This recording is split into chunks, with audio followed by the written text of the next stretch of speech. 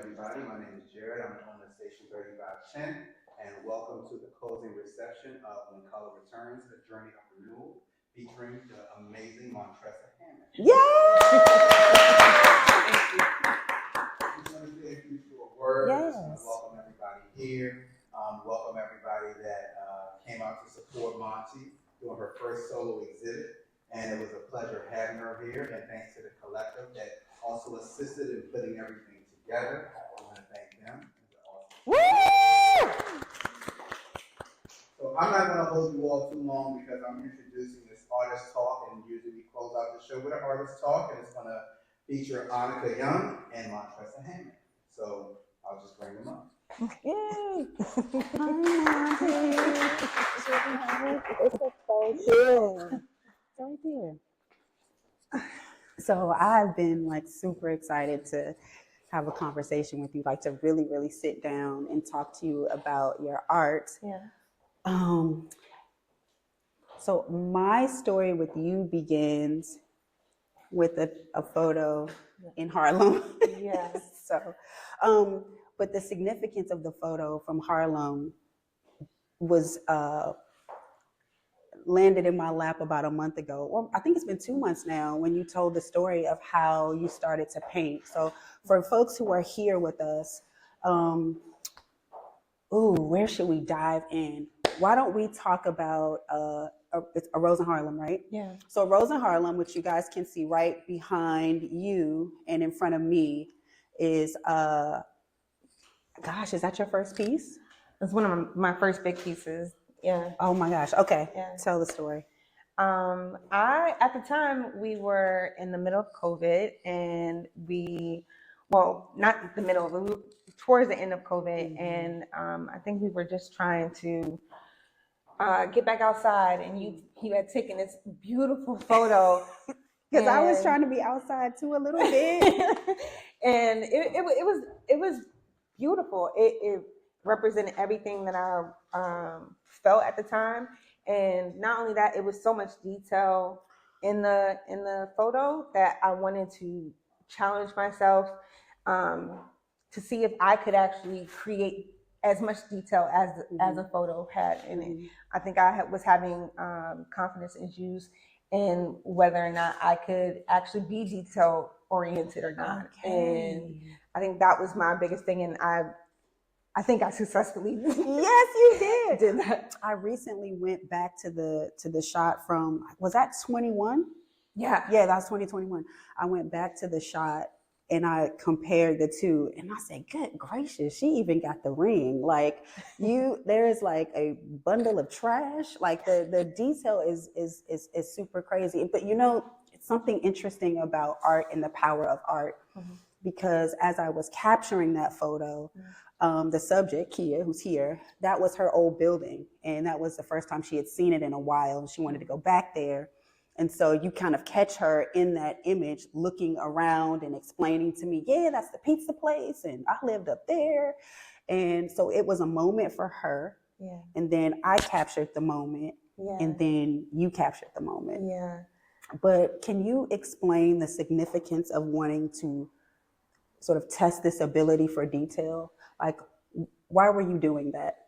I think because I was so upset with the fact that I was not great with words or words and numbers. Those used to be my thing. I loved words and numbers, but I was having difficulty with that. And I felt like I couldn't pick details out of words. And so when I saw this painting, I just said, if I can do this, I still have it in me somewhere. You know what I mean? Mm-hmm. So I just poured everything into it and just took my time and looked at all the details in the photo just to try to, bring it all together and make it as real and bring the photo back to life with acrylic. Well, let's just say you definitely did that. But I want to back into it because there may be someone here that doesn't understand what it was you were trying to capture, what you had lost. And I think hearing you talk about it in this moment, I'm like, oh, that was her act of resistance. Yeah, that was like your way of pushing back what had Yeah. happened. Can you talk a little bit about what happened that caused you to want to regain the ability to hone in on details and capture emotion? At the time, so I had a stroke in 2020, and I had basically stopped talking. And because I had severe aphasia, which is a stutter, and I lost my vocabulary. Everyone has a Rolodex of words that they learn as they get older, but I had lost mine. So I really could not express how I was feeling at the time. And so I wanted to regain a sense of self, and I wanted to regain um, the knowledge that I was capable. Mm-hmm. And if I was capable, then I could do anything. If I could learn, I can do anything. And so that's where it started. Yeah. And the painting just gave me the platform to show it. Wow. You were physically unable to speak, or you found it challenging to find words that you once found easy to spit out? A little bit of both. Mm-hmm. I having muscle spasms in on the left side of my face made it very difficult sometimes to talk, and so I just either chose not to talk. And then along with having the missing vocabulary and the stutter, it just made things extremely difficult to try to communicate when I wanted to say things, and it just made me want to shut down. Oh, wow. You fought against that. Yeah. You fought against that. There's so many things that you could have delved into. There's writing, there's cooking, there's, I don't know, gardening, there's, things. Did you doodle before the stroke? No. Like, I didn't do you doodle have at a book all. of sketches that you Nope. You never painted? Never painted, never drew. Stick figure person? Nope. Not even that. I can't even do that. I was attracted to color. Mm-hmm. I think after the stroke, color appealed to me more than anything. And I think I was starting to give color expressive meanings. So like red was more angry, or orange was more angry, or green was my favorite color, was my happy color. So I used green a lot. And so it evolved over time, but like it started out that way. I'm just looking around at how some of the colors are represented. Yeah. For example, talk to me about this one here. Damn Anxiety? Yeah. That one, I was dealing with a lot of anxiety. And mentally, anxiety can be crippling. It can make you feel like you want help, but then you don't want help. You want to be able to do it on your own. You want to build your own solutions, or what's it called? Your own resolve, your own ability to get through. Yeah, you want to figure out what works for you, and that's how I was feeling at the time. And I really just wanted to dig deep and work through it on my own. I wanted help, but at the same time, I just needed to figure it out all on myself. And that's why the head is down. Yeah. What does blue represent? Since you assigned colors, sort of, what did we say? You assigned colors. Expressions. And blue is? Calm. Because I wanted to be calm. Yeah. I think I wanted to be calm. I wanted to find peace and calmness in the midst of having an anxiety attack. And if I could find that, then I could feel better. Mm-hmm. So I chose blue specifically for that, because I wanted a solution. So as I was painting, I was figuring out what things worked for me, figuring out what methods or what type of self-care that I needed to do for myself that actually made things easier, made my anxiety lighten. So blue is calm. That is amazing. When you decided, paint colors, like, do you remember the first, what's the word I'm looking for? What was the first canvas? Was it a piece of paper? Was it an actual canvas? It was an actual canvas. Who bought the paint? Like, did you tell anybody? Were you like, listen, mom, sis, like, I want to paint, so like, let's go get paint today? So actually, it started with me asking my mom for for paint and canvases. She was actually like, "What? For what?" My mom has a lot of arts and crafts from doing tons of Girl Scouts and activities herself. Mm-hmm. So she always had a lot of stuff on hand. So I just asked her, "Did you have any paint? Do you have a canvas?" Did she ask you why? I don't think so. She said, "Okay, Whatever you want." Okay. Yeah. Wow. So you just tried it. I just tried it. I just started asking. After my mom gave me what she had, I went and got like a small kit on Amazon and started from there. And then I was gifted some more art pieces and supplies. I wonder who that came from. Family and friends. For sure. Family and friends, they definitely helped out with that. That is incredible. Did you keep the first one you did? Yes, I did. Do you think you'll ever part with it? No. It might be worth $1 million one day. I know, right? Yeah. But that's yours. It's mine. I call it Crayola because at the time I was so confused. It's really just a hodgepodge of layers of colors over top of each other with no real rhyme or reason. It's just colors and not even blended. They're just overlapping, and that's exactly how I felt at the time when I first did that painting. So I don't think I'll ever part with it. Oh yeah, I need to come by and have a look at it? Yeah, if you of don't course. mind. I have a favorite that's on display here. My favorite is Inaudible. Oh. And I had you explain Inaudible. Inaudible. I mean, you all could guess which one is Inaudible. So, well, why don't you describe it and then talk about the story behind it? I think Inaudible is about feeling like you are unheard and not seen. A lot of times we put ourselves in situations where we could get ourselves out of it. And I think the rope is self-binding. Wow, because she's holding it. Yeah, because she's holding it. At any point in time, she can take it off. At any point in time, she could take it off. Wow. She has the power to do so. And I think sometimes we don't remember that we have an inner strength that is there, and that we just need to tap into it and understand like we can do it ourselves. Yeah. Are you represented in each of these images? Yes, absolutely. Okay. Who is she? This one, yes. What's for title? It Felt Like Love. That piece is really just how I see myself sitting in my bedroom learning about behaviors, learning about emotions, because I had difficulty with understanding emotions and relaying them. But the hand motion was a depiction of what I saw manipulation look like.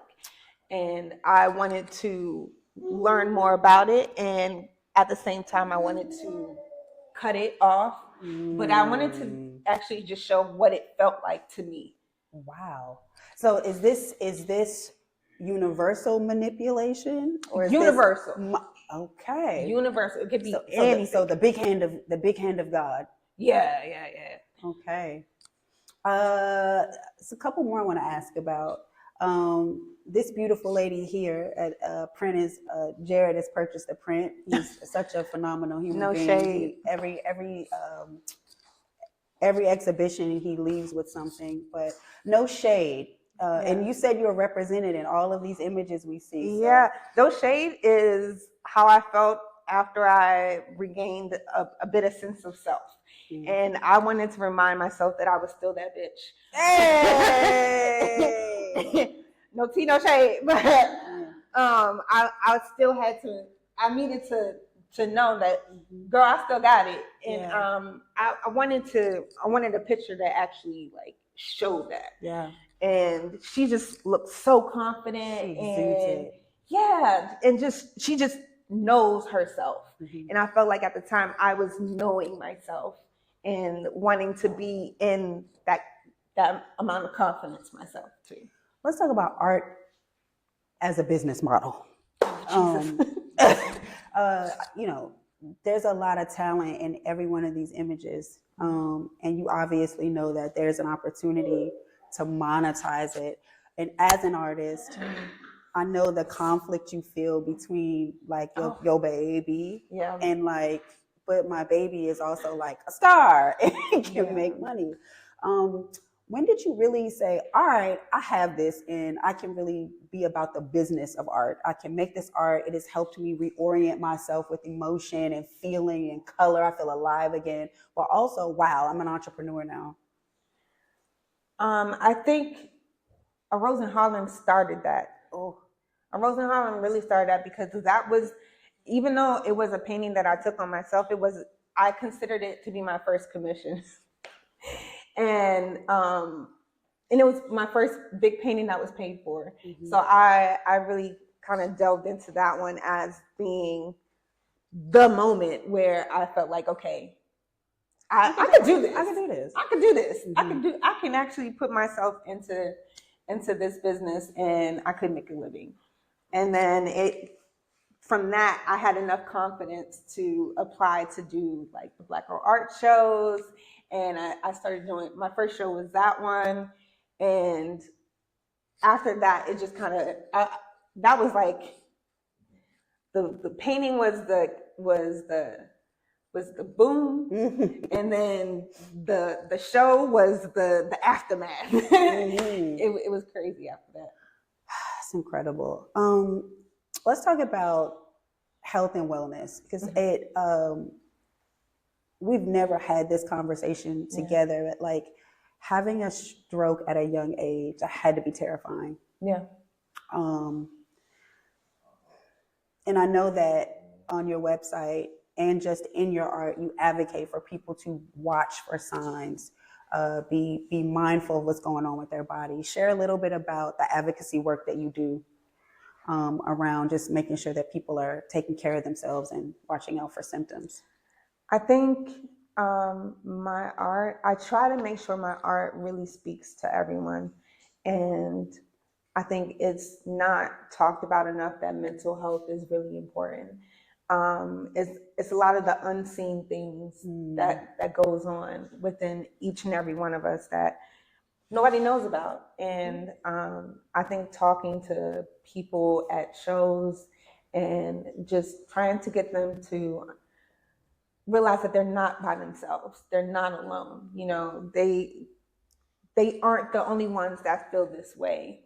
And having the perspective of a first time. So with the stroke, because everything is new for me, it's like I'm experiencing something for the first time, every single time. And with that, I can give a free perspective to someone who has been going through something, and it's unbiased.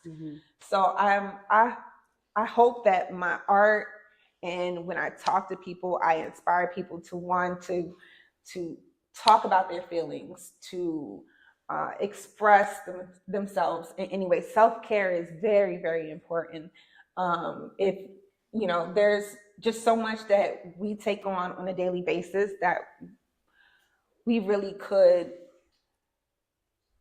just give ourselves some grace. And I think that's the biggest takeaway from me. Yeah. So two things before I open up for questions. One, okay, I'm a genie in a bottle, right? You have rubbed on me and voila, you get 3 wishes. If one of them could be your journey with art pans out exactly the way that you want to, and you're looking back at the legacy, you're looking back at how you started, you're looking back at where you'd like to go, what does your art career look like? If you were able to write that script yourself and it went exactly as you prescribed? I'm literally have no idea. And I love that answer. I literally have no idea because I feel like I'm doing everything day to day. I'm living in the moment. And what I know is that I want to be successful. I want to be able to. I want my career to have such an impact on the mental health, the stroke advocacy, because I feel like there's not enough people who advocate for young adults who have had strokes, and there are more people than you would think that are my age. I hope that my art has been seen and felt worldwide, and that's the big worldview. Yeah, the big worldview. But I really like that you don't have it prescribed. So it almost feels like in a writer's room where even the actors are like, I don't know what happens in episode 7. They haven't written it yet. There's something magical about that, right? Yeah. So before I open it up, I do want to ask you about one more painting. Okay. Sis is like part flapper, part fairy, part auntie. So what's the story on the first, the title? This one is Unbothered Sincerely Tink. Okay. So this one goes along with the No Shade. I painted them both around the same time. I finished No Shade and then I started Unbothered Sincerely Tink. And I think that was just me trying to shut out all the tomfoolery, the things that weren't important, all the things that just seemed before very, very unnecessary, but at the same time, now it's not that deep. Yeah. I really had to check myself and tell myself it's not that deep. Matter of fact, you're a fairy, you are a butterfly. So I wanted to paint myself as if I was Tinkerbell, but it's the black girl version. And help the room tonight. You sort of started me down this path. Like, we think some of these things are so important, and it doesn't need to take a stroke. It doesn't need to take a major life event before we take that kind of inventory. So, anyway, message. But I'd love to open it up for questions. Anybody have any questions for Monty? It's okay if you don't. All right, Monty, thank you so much for your time. Thank you. Everybody clap it up for Montressa Hammond.